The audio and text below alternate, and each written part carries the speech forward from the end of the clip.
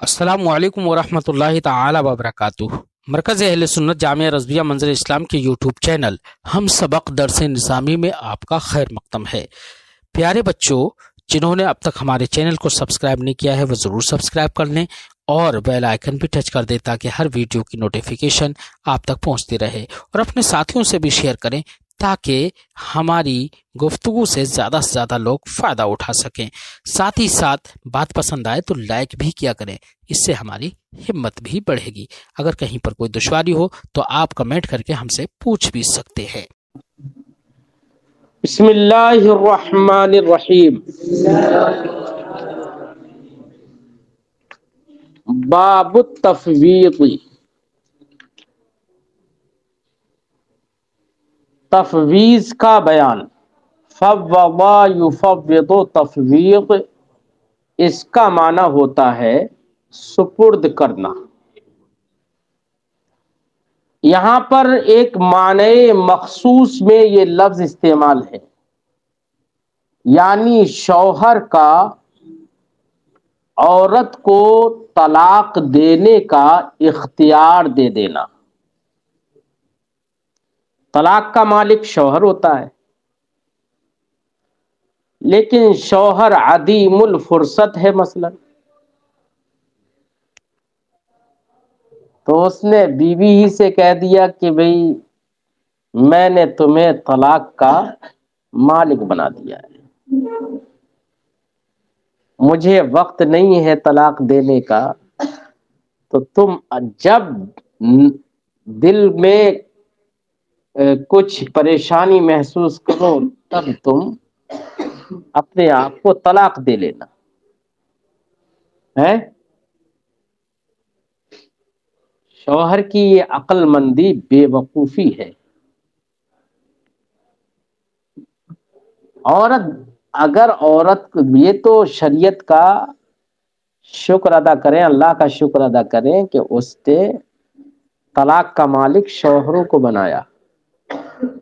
اگر عورتیں طلاق کی مالک ہوتی تو روزانہ کتنے رنڈوے گھومتے ہوتے، ہر دن اسے تو اپنا جوش اپنا غصہ برداشت ہی نہیں ہوتا ہے۔ مالک نہیں ہے تب تک تو بار بار مطالبہ۔ ابھی تھوڑی سی اگر بات ہوئی، فرض کریے میں نے تو ایسے حالات جگہ جگہ پر لوگوں کے ایسے دیکھے ہیں کہ تھوڑی سی ناراضگی ہوئی میاں بیوی میں تو ذرا سی دیر میں کہ مجھے چھوڑ دو، تم ذرا سی اس میں مجھے چھوڑ دو۔ اب اگر وہی مالک ہوتی تو وہ کہتی مجھے چھوڑ دو، فٹافٹ کام ہوتا ہے۔ بہرحال عورت کو مالک نہیں بنانا چاہیے، ہاں اگر کوئی مصلحت یا کوئی مجبوری کچھ ایسی ہے تو عورت کو مالک بنا دے تو جائز تو ہے، ٹھیک ہے۔ تو شوہر عورت کو طلاق کا مالک بنا دے، یہ ہے تفویض۔ کیا ہے یہ؟ اس کو اختیار دے دے کہ تو اپنے آپ کو میری طرف سے، تو در حقیقت بیٹا یہ وہ عورت جو ہے وہ در حقیقت ایک طرح کی وکیل ہوگی۔ کیا ہوگی؟ در حقیقت طلاق کس کی طرف، اگر عورت نے کہہ بھی دیا کہ ٹھیک ہے میں اپنے آپ کو طلاق دے رہی ہوں اختیار دینے کے بعد، یا میں نے اپنے آپ کو طلاق دے دی، تو یہ طلاق یہ نہیں ہے کہ عورت کی طرف سے ہوئی، طلاق کس کی جانب سے مانی جائے گی؟ شوہری کی جانب سے، کیونکہ اسی نے تو سپرد کی ہے، ٹھیک ہے۔ تو عورت کو اختیار طلاق دے دینا یہ تفویض ہے، یہ خاص معنی میں یہاں پر یہ لفظ مستعمل ہے۔ اب بیٹا طلاق، شوہر طلاق کا مالک ہوتا ہے۔ طلاق کی کتنی قسمیں گزری تھی؟ طلاق دو طرح کی ہوتی تھی، کبھی طلاق صریح ہوتی ہے، کبھی طلاق کنائی ہوتی ہے۔ اب شوہر جب دوسرے کو مالک بنا رہا ہے یا بیوی کو مالک بنا رہا ہے طلاق دینے کا، بیوی کو بھی مالک بنا سکتا ہے اور کسی اور کو بھی مالک بنا سکتا ہے کہ تم میری بیوی کو طلاق دے دینا، ٹھیک ہے۔ تو جب مالک بنا رہا ہے تو بیٹا جب یہ اپنے آپ سے طلاق دیتا تو اس کے لیے دو طرح کے الفاظ تھے، صریح اور کنایا. تو اختیار دینے میں بھی بیٹا اس کو دونوں طرح کا مالک بنانا صحیح ہے. طلاق صریح کا بھی مالک بنا سکتا ہے اور طلاق کنائی کا بھی مالک بنا سکتا ہے. جیسے اسے طلاق صریح میں نیت کی کوئی ضرورت نہیں تھی اور طلاق کنائی میں نیت کی ضرورت تھی، تفصیل تھی، ایسے ہی اگر مالک بنایا طلاق صریح کا تو اس میں نیت کی کوئی ضرورت نہیں ہوگی. ٹھیک ہے. اور اگر طلاق کنائی کا مالک بنایا اور عورت نے طلاق دے لی تو اس میں نیت کی ضرورت ہوگی. بات سمجھ آئی؟ کس کی ضرورت ہوگی؟ نیت کی. دوسری بات، عورت کا یہاں پر یا کسی جس کو بھی اختیار دے رہا ہے اس کا اختیار یہاں پر موقوف ہوگا اس کے سپرد کرنے پر. اس کے تو اصل تو مالک یہی ہے نا. لہذا اگر یہ شخص کہیں پر ایک کی نیت کرے تو ایک ہی طلاق ہوگی، چاہے دینے والا آدمی 2-3 دے دے. یہ اگر 3 کی نیت کرے اور 3 کی نیت وہاں پر صحیح بھی ہو اور یہ 3 کی نیت کر لے اور دینے والے نے کوئی لفظ نہیں بولا 3 اور 2 کا، اس نے 3 طلاق کا مالک بنایا کہ تجھے 3 طلاق کا میں مالک بنا رہا ہوں کہ تو اپنے آپ کو 3 طلاق دے سکتی ہے، ایسے کہہ دیا. اس نے کہا طلقت نفسی، میں نے اپنے آپ کو طلاق دے لی. اب بتاؤ کتنی طلاقیں ہو جائیں گی؟ اعتبار کس کا ہے؟ مفوض کا ہے، شوہر کا اعتبار ہے، اس کی نیت کیا ہے. ٹھیک ہے. کہیں کہیں کسی مسئلے میں اگر اس کے خلاف ہو تو اس کی الگ کوئی نہ کوئی وجہ بتائیں گے فقہا. ٹھیک ہے.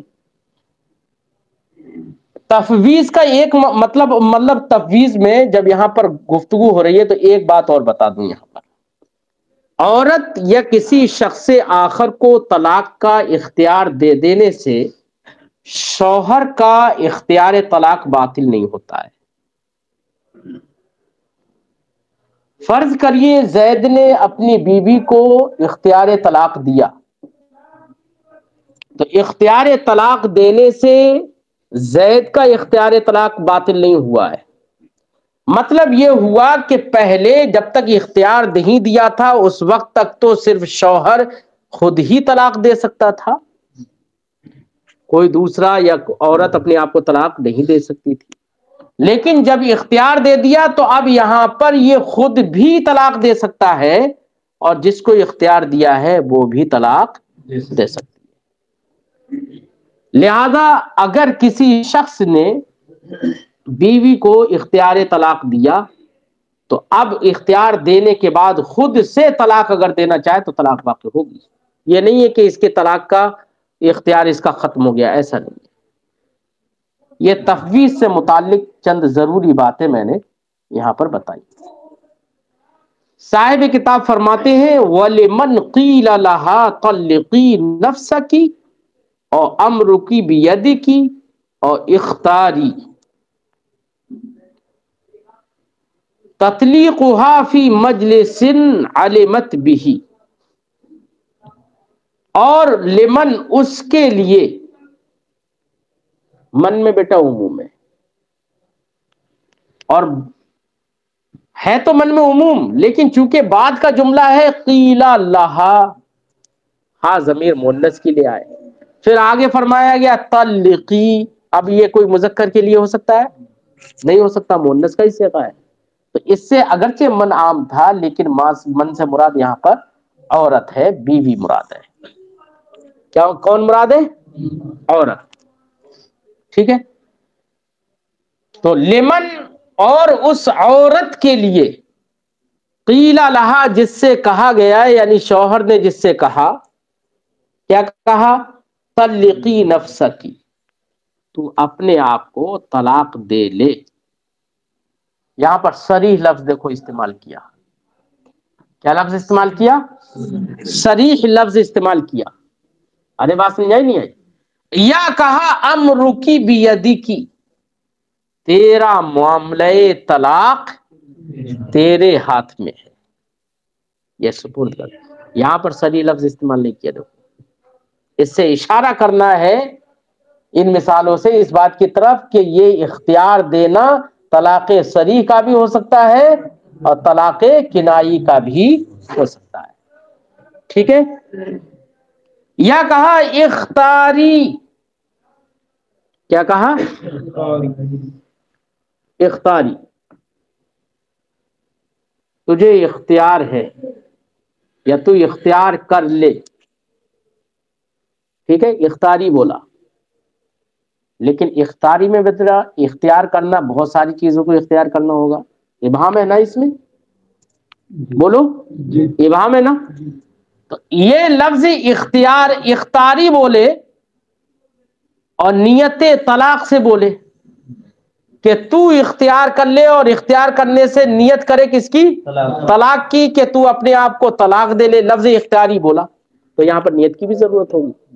اس کی ضرورت ہوگی نیت کی. اسی لیے فرمایا او اختاری، یا کہا اختاری بے نیت طلاق، طلاق کی نیت سے. ٹھیک ہے. تو کچھ مثالوں سے ہی صاحب کتاب نے اشارہ کیا کہ ایسے الفاظ سے بھی اختیار دے سکتا ہے جس میں طلاق صریح ہو، ایسے الفاظ سے بھی اختیار دے سکتا ہے جس میں طلاق صریح نہ ہو، اور ایسے الفاظ سے بھی اختیار دے سکتا ہے جس میں نیت کی ضرورت نہ ہو، اور ایسے الفاظ سے بھی اختیار دے سکتا ہے جن میں نیت کی ضرورت ہو. اختیار دینا ہر صورت میں ہو جائے گا. ان مثالوں سے اس کی طرف صاحب کتاب نے اشارہ کر دیا. فرماتے ہیں جس عورت سے ایسے کہا گیا، یہ الفاظ کہے گئے، تطلیقها فی مجلس علمت بھی، تو اس عورت کا اپنے آپ کو طلاق دینا اسی مجلس میں ہوگا جس مجلس میں اسے علم اختیار ہوا ہے، اسے اختیار کا علم ہوا ہے نا، یا تفویض کا علم ہوا ہے. جس میں اسے علم ہوا وہیں اسی مجلس ہی میں طلاق دینا جائز ہوگا، اور اگر اس مجلس کے بعد میں اس نے طلاق دی تو یہ اس کا اختیار باطل ہو جائے گا. ہے اس سے یہ پتا چلا بیٹا، ایک ہوتا ہے، ایک ہے مجلس تفویض، سپرد کرنے کی مجلس. یہ مجلس تفویض کس کی ہوگی؟ یہ شوہر کی ہوگی. شوہر جس مجلس میں بیٹھا ہوا ہے اس مجلس میں اس نے خط لکھا بیوی کو، یا مجلسی میں اس نے بیوی کو طلاق سپرد کرنے کے لیے کسی آدمی کو قاصد بنایا، ہے نا، یا کوئی اور طریقہ اپنایا. اب اس کے بعد طلاق کو سپرد کر کے، تفویض طلاق کر کے وہ اٹھ کے کھڑا ہو گیا، چلا گیا. عورت کا اس کی مجلس کے مختلف ہو جانے، دیکھو کھڑے ہو جانے سے مجلس مختلف ہو جاتی ہے، چلا گیا مجلس مختلف ہو گئی اس کی، لیکن اس کے مجلس مختلف ہونے سے عورت کا اختیار ختم نہیں ہوا ہے. عورت کا اختیار، ہاں، عورت کو جب خبر پہنچی کہ میرے شوہر نے مجھے طلاق کا اختیار دے دیا ہے، تو جس مجلس میں خبر پہنچی تھی اس مجلس میں اسی عورت نے اپنے آپ کو طلاق دے لی، تب تو طلاق کا اختیار اس کا ہوگا. اور اگر اس مجلس میں طلاق نہیں دی بلکہ مجلس بدل گئی تو مجلس علم اگر مختلف ہو گئی تو بیٹا اس کا اختیار باطل ہو جائے گا. لہذا عورت کو خبر پہنچی تھی، بیٹھی ہوئی تھی مسند لگا کے، جیسی خبر پہنچی کہ تمہارے شوہر نے تمہیں طلاق کا اختیار دے دیا ہے، تو اگر وہ وہیں پر کہہ لے ٹھیک ہے میں نے اپنے آپ کو طلاق دی تو طلاق ہو گئی، اختیار کو اس نے استعمال کیا. اور اگر سنتے ہی اٹھ کھڑی ہو گئی، چل دی وہاں سے، یعنی ایسا کوئی کام کیا جس کی وجہ سے اس نے اعراض کا اظہار کیا، اس کا اعراض کا اظہار کیا، ایسا کوئی کام کر لیا، یا مجلس ہی مختلف ہو گئی، بیٹھی ہوئی تھی کھڑی ہو گئی، تو ایسی صورت میں اس کا اختیار باطل ہو جائے گا۔ اب بعد میں وہ طلاق دینا چاہے اپنے آپ کو نہیں دے سکتے۔ فرماتے تطلیقها فی مجلس علمت بھی، اس عورت کا اپنے آپ کو طلاق دینا اسی مجلس میں ہوگا، علمت بھی، جس مجلس میں اس نے تفویض کا، جس مجلس میں اسے تفویض کا علم ہوا۔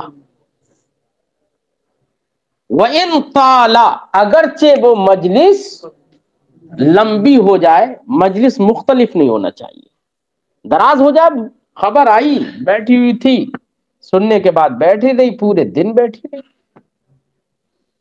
ہے نا، کچھ بھی کرتی رہی، مجلس مختلف نہیں ہوئی، ایسے ہی کوئی ایسا کام بھی نہیں کیا جس سے اعراض ظاہر ہو، تو دراز ہونے سے اختیار باطل نہیں ہوگا، لیکن مجلس کے مختلف ہونے سے یا کوئی ایسا کام کرنے سے جس سے بیزاری کا اظہار ہو، اس سے اختیار باطل ہو جائے گا۔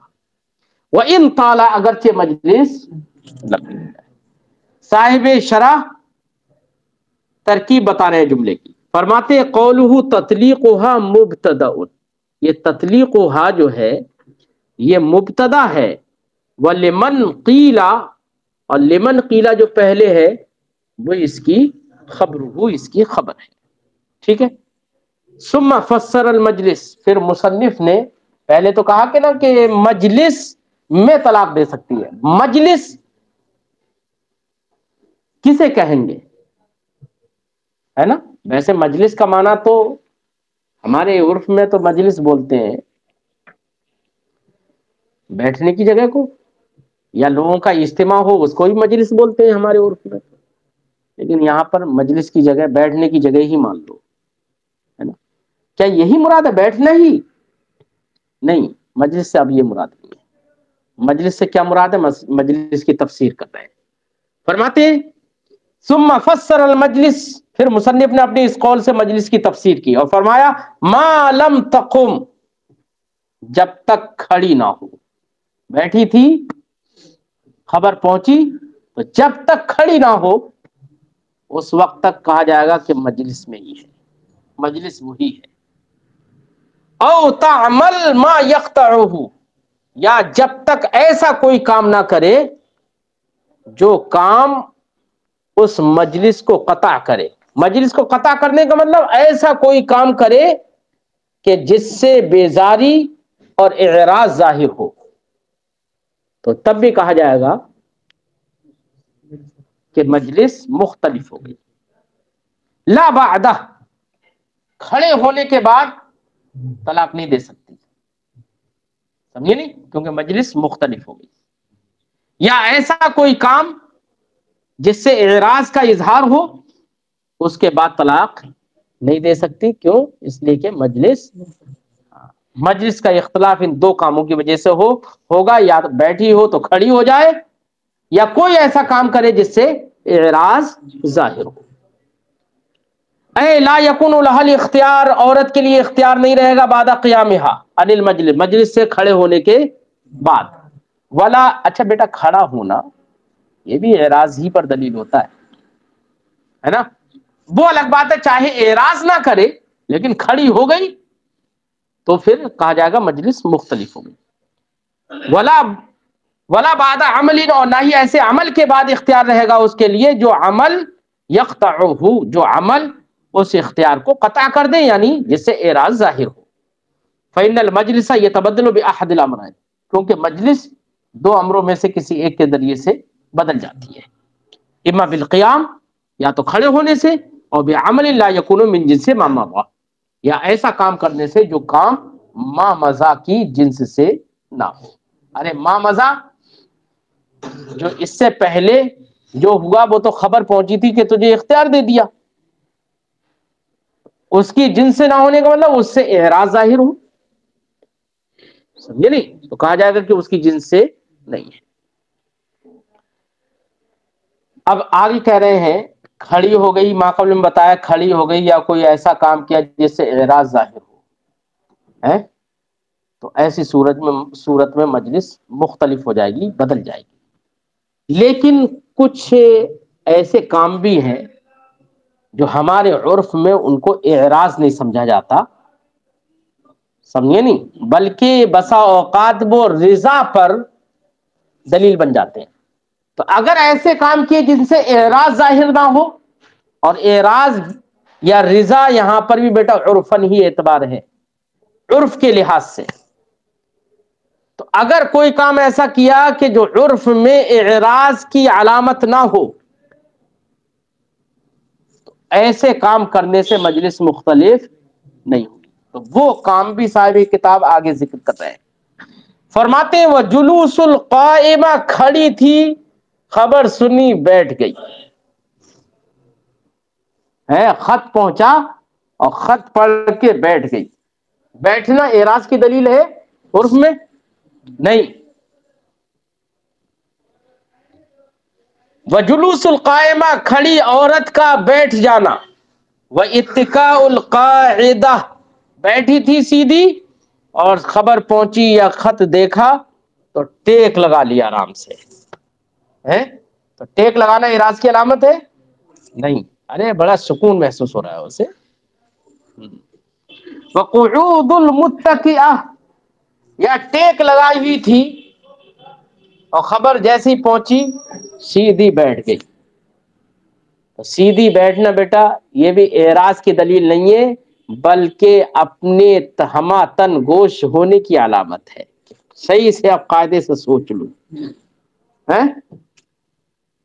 وَدُعَاءُ الْأَبْ لِلشُّورَى، خبر پہنچی تو فوراً باپ کو بلایا مشورے کے لیے۔ اگر اعراض کرتی تو باپ کو مشورے کے لیے کیوں بلاتی؟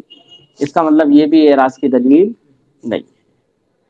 وَشُهُودٍ، خبر پہنچی ویسے ہی یا خط پہنچا یا کیسے بھی تفویض کا علم ہوا اسے، کیسے بھی ہوا، اور علم ہوتے ہی اس نے گواہوں کو بلایا۔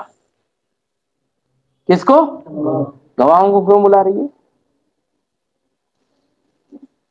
ان گواہوں کو بلایا جن کو وہ گواہ بنا رہی ہے کہ دیکھو میرے شوہر نے مجھے، تو بیٹا اختیار پر یہ اعراض کا اگر اظہار کرتی تو گواہ بناتی نہیں بناتی۔ اس لیے یہ گواہ بنانا، گواہوں کو بلانا، یہ اعراض کی دلیل نہیں ہے۔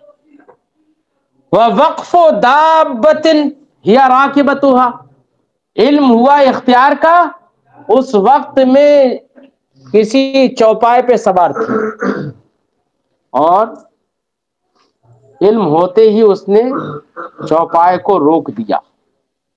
تو روک دینا یہ بھی بیٹا اعراض کی دلیل نہیں ہے، اعراض کی علامت نہیں، عرفاً اعراض کی علامت یہ نہیں ہے، بلکہ چلتے ہوئے آدمی کا دماغ ایک جگہ نہیں ہو سکتا ہے، دل جمعی نہیں ہو سکتی ہے، ہمہ تن گوش نہیں ہو سکتا ہے، اس لیے آدمی چوپائے کو یا سواری کو روک کے پھر دیکھتا ہے اسے۔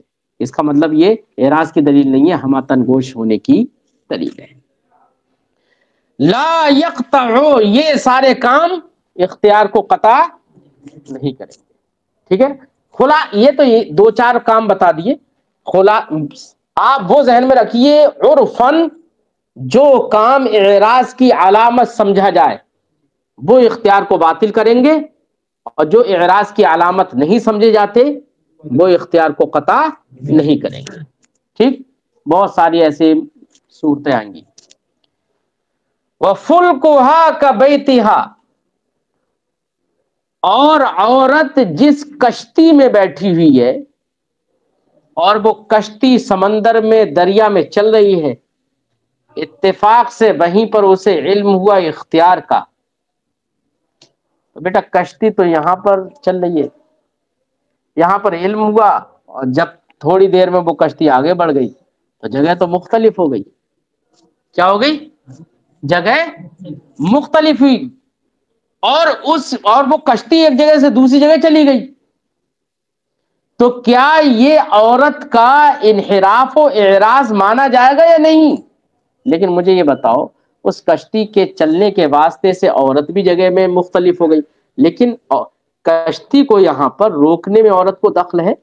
یار کشتی تو چھوڑو، تم نے ٹرین میں سفر کر رہے ہو، تم کوئی عورت ٹرین میں سفر کر رہی ہے اور ٹرین میں اسے علم ہوا کہ میرے شوہر نے اختیار دے دیا، سیٹ پہ بیٹھی ہوئی ہے، اور وہ بریلی سے اپنی جگہ پہ بیٹھی رہی، بریلی سے لکھنؤ تک پہنچ گئی، سوچ بچار کرتی ہی کہ اختیار دے دیا ہے، اختیار باطل ہوگا؟ حالانکہ 250 کلومیٹر کا سفر اس نے طے کر لیا، نہیں ہوگا اختیار باطل، سمجھے نہیں؟ کیوں؟ اس لیے کہ اس حرکت کو ختم کرنے میں اس کا اپنا اختیار نہیں ہے کچھ، وہ تو جس جگہ پہ بیٹھی ہوئی ہے وہیں پر ہی ہے، سمجھے نہیں؟ ہاں بات سمجھ میں آ گئی؟ اس لیے یہاں پر جگہ کا متبدل ہونا یہ مجلس کے بدلنے کو نہیں بتائے گا کہ مجلس بدل گئی، نہیں کہا جائے گا۔ فرماتے وہ فل کوہا، تو ایسی حرکت جس میں عورت کو اختیار نہ ہو، وہ اس حرکت کی صورت میں اگرچہ جگہ مختلف ہو جائے لیکن وہ ایسی ہی مانی جائے گی جیسے کہ اپنے کمرے میں ہو۔ ٹرین سے یہاں سے بیٹھ کے چاہے لکھنؤ دلی چلی جائے اور خبر ملی وہیں پر پہنچ گئی، لیکن پھر بھی وہ ایسی ہی مانی جائے گی جیسے اپنے کمرے میں ایک جگہ بیٹھی، اختیار باطل۔ فرماتے وہ فل کوہا کا بیتھا، اس کی کشتی اس کے گھر کی طرح ہے، ٹھیک ہے، لہذا اختیار باطل۔ وسیر و دابتھا کا سیرھا، اور اس کے چوپائے کو چلانا روکنا یہ آدمی کے اختیار میں ہے، لیکن ٹرین کو بولو یار، ٹرین کو، اس لیے سیر و دابتھا اس کے چوپائے کا چلنا اور اس کا سفر کرنا کا سیرھا، اس کا سفر کرنا، لہذا اگر چوپائے پہ بیٹھی تھی، خبر ملی، علم ہوا کہ شوہر نے اختیار دے دیا، چلا دیا، چوپائے کا چلانا اس کا خود کا چلنا ہے، گویا کہ چل دی، اور اٹھ کے چل دینا، بولو تو یہ اعراض کی دلیل ہے، لہذا چوپائے کا چلا دینا اعراض کی دلیل ہوگا۔ کیوں؟ اس لیے کہ چوپائے کو روکنا اور چلانا اس کے اختیار میں، اس کے برخلاف جو فعل اختیار میں نہیں ہے، وہ جیسے ٹرین کی میں نے مثال دی، فلائٹ کی مثال دی ہے، تو وہ اس کے اختیار میں نہیں ہے۔ اس لیے اگر فلائٹ سے یہاں سے اڑ کر آپ امریکہ بھی پہنچ گئے، خبر ملی فلائٹ میں کہ شوہر نے اختیار دے دیا اور وہ انڈیا سے امریکہ چلا گیا یا چلی گئی، تب بھی اس کا اختیار باطل، اڑتے اڑتے اختیار باطل نہیں ہو رہا ہے، وہ اپنی جگہ پر ہے، سمجھے نہیں؟